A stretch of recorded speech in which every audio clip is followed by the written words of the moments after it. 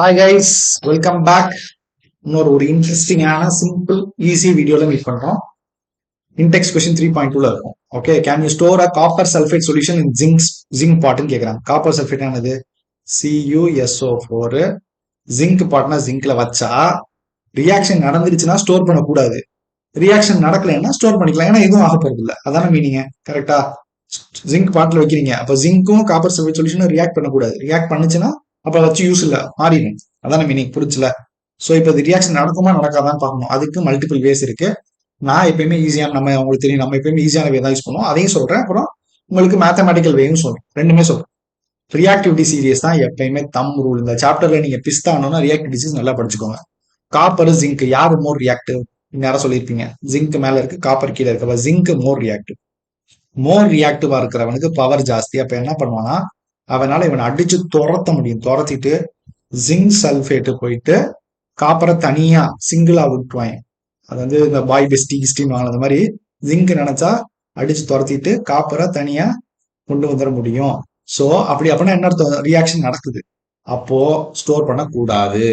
So it is not can you store, not recommended அப்படின்னு சொல்லிடலாம். இல்லாட்டி கேனாட் ஸ்டோர்னு போட்டுடலாம். Cannot store. இது வந்து லாஜிக்கலா. ஓகேவா? Cannot store.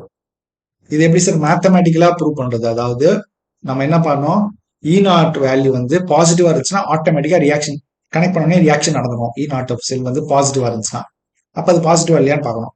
அப்போ அதுக்கு கேத்தோடு யாரு ஆனோடு யாருன்னு தெரிஞ்சுக்கணும். கரெக்டா?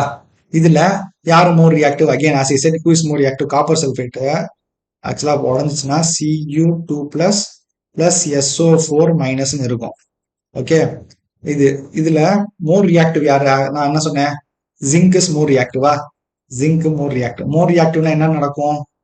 என்ன நடக்கும்? ஜிங்க் வந்து மோர் ரியாக்டிவ். மோர் ரியாக்டிவ்னா அது வந்து லாஸ் ஆஃப் எலக்ட்ரான்ஸ் கொடுக்கும். Loss of electron. So it should be placed in anode. அப்போ காப்பர் வந்து லெஸ் ரியாக்டிவ். ஸோ கெயின் நடக்கும். கெயின் ஆஃப் எலக்ட்ரான் இருக்கு. It should be placed in cathode. So value என்னது? E cell is equal to E cathode minus E anode. Cathode காப்பரோட value எவ்வளோ? 0.34 minus E anode. ஜிங்கோட value எவ்வளோ? -0.76. So add பண்ணி பார்த்தீங்கன்னா positive value 1.14. அப்போ என்னது? பாசிட்டிவ் வேல்யூ இருந்துச்சு. அப்போ ரியாக்ஷன் அப்படியே ஸ்பான்டேனியஸா நடந்துடும். Reaction takes place. அப்போ என்ன? அது டேக்ஸ் பிளேஸ் ஆகக்கூடாது இங்க. அப்போ cannot be stored. புரிஞ்சா? மேத்தமெட்டிக்கலா சொல்லியாச்சு, லாஜிக்கலா பார்த்தோன்னே சொல்றதுக்கும் மெத்தட் சொல்லியாச்சு. கிளியரா?